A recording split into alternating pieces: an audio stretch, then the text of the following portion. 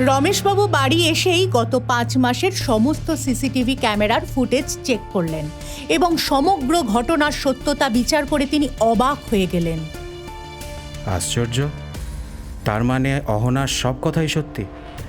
গত 5 মাসে বাইরের থেকে কোনো ছেলেই বাড়িতে আসেনি, এমনকি অহনা বাড়ির বাইরে পর্যন্ত বেরোয়নি। অহনার এমন আচমকা গর্ভধারণের কোনো সূত্র না খুঁজে পেয়ে রমেশবাবু তাজ্জব হয়ে গেলেন। পুরো ঘটনাটা তার কাছে ভীষণ রহস্যময় ঠেকল। অহনা তার প্রেগন্যান্সির কারণে নিজেকে সকলের থেকে আড়াল করে রেখেছিল।